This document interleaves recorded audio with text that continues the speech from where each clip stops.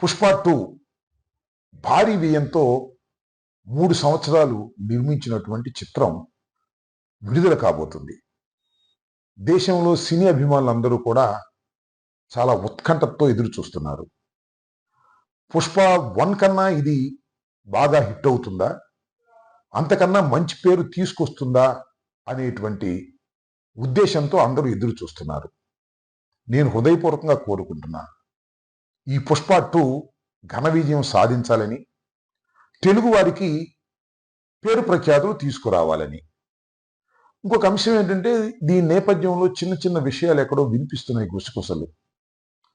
ఎవరో కొందరు ఈ సినిమాని ఆడుకోకుండా ఉండాలని కోరుకుంటున్నారని, కొన్ని చోట్ల ఆడుకోకుండా చేయాలని ప్రయత్నం చేస్తున్నారని వింటున్నాం.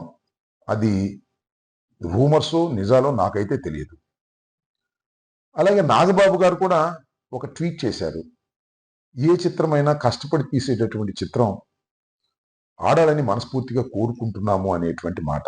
బహుశా ఈ వివాదాన్ని తగ్గించటం కోసమో, తెరదించటం కోసమో ఆయన ఈ ట్వీట్ సదుద్దేశంతో చేశారని నేను భావిస్తున్నాను.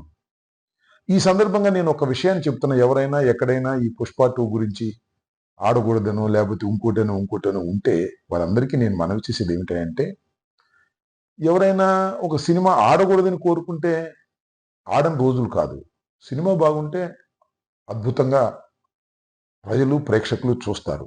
బాగోపోతే ఒకరు చెప్పాల్సిన అవసరం లేదు, ఫ్లాప్లు అయిపోతాయి. ఎంత పెద్ద నటుడు నటించినా అవి సక్సెస్ అవ్వాలని గ్యారంటీ లేదు. ఇంతకుముందు చలనచిత్రాలు చూడండి మీరు ఇంతకుముందు.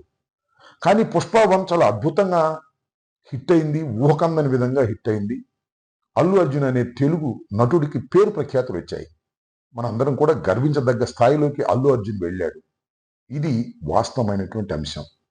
కాబట్టి తెలుగువాడిగా అది బాగుండాలి, బాగా హిట్ కావాలని కోరుకోవటంలో ధర్మం ఉంది.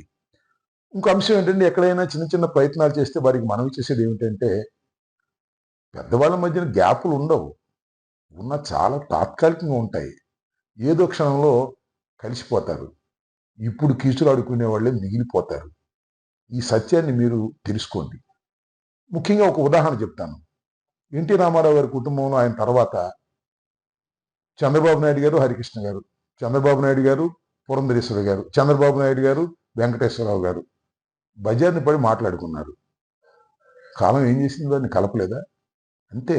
ఏ కుటుంబమైనా చిన్న చిన్న విభేదాలు ఉంటే కలిసిపోతారు అనే విషయాన్ని గుర్తుపెట్టుకోండి. ఎనీహౌ, పుష్ప 2 ఘన విజయం సాధించాలని తెలుగు ప్రేక్షకులకు, తెలుగు ప్రజలకు, తెలుగు చలనచిత్రంలో ఉన్నటువంటి దర్శకులకు ఇది ఒక మంచి పేరు తీసుకురావాలని, ఇది మన బాహుబలిలాగా తీసుకురావాలని మనస్ఫూర్తిగా నేను ఒక తెలుగు వాడిగా కోరుకుంటున్నాను.